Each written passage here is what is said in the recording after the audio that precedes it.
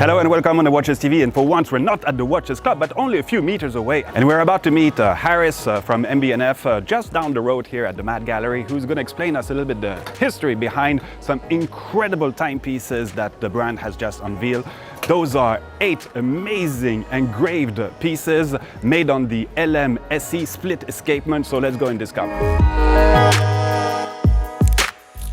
Well, it came to life, as always, with MB&F because of the human connection between Eddy and us. He's been working for us for almost a decade now. If you own a Legacy machine, you own a little piece of Eddy Jaquet's art because he does the nice cursive text on the movements and on the dials. So that's how we know him from about 10 years ago. And at one point, Eddy, we understand that he has a drop in his workload. Not from us, but in general. And we're like, how is this possible? How is a man with such talent, how is it possible that he doesn't have enough to fill his days? So we start brainstorming. And that's when this idea of doing a series of engravings on the theme of Jules Verne comes up. Why Jules Verne? Because Jules Verne is very linked to our Legacy machines, of course.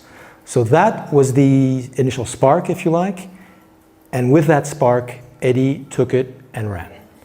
He read, believe it or not, about 60, actually read or reread 60 of his novels. He happens to be a fan of Jules Verne. And then came back a few months later and said, listen guys, I absolutely want to do this. I've selected 8 novels which I would love to illustrate and engrave. And then he summarized, synthesized each of those novels into an illustration, or actually several illustrations, like a fresco. So that's a real artistic dimension to his work before going to the actual engraving. The actual engraving itself, 3 months per dial. Imagine you're 2.5 months into the engraving that's, perfect, and then in the last strokes, you basically screw up and you throw everything away. Because again, if you have a difference in depth, if you go through the dial plate, for example, because you went too deep, then of course there's no way you can correct that.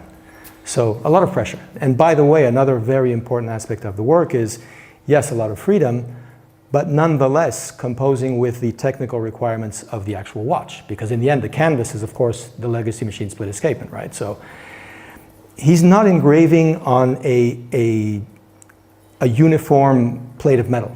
He's actually engraving these incredible frescoes on the dial plate of the movement. So underneath, it's not flat. It's all kinds of different thicknesses throughout. There are areas on that dial plate where he cannot go too deep. And he had to take that into consideration. And then, of course, there's the actual display. So the time, the date, the power reserve, the flying balance wheel, so all that needed to work. And he didn't just work around that. He actually included those in the composition. If you look at, for example, from the Earth to the Moon, he actually used the power reserve indicator, which is open in the center, as the porthole of the space capsule, engraving the characters underneath inside that porthole.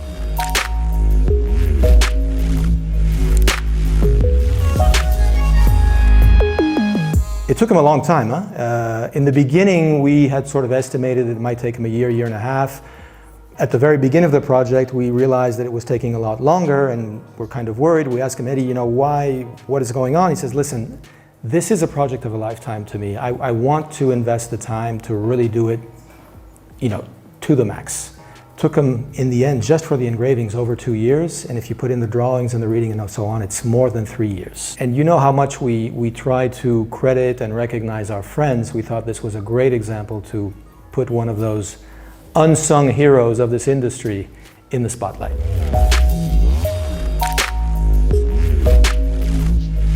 Well, I hope you enjoyed this. I mean, this is, for me, something what true, incredible craftsmanship in watchmaking is all about. And hooray to these people. Viva watchmaking, Viva watchmakers, Viva craftsmen.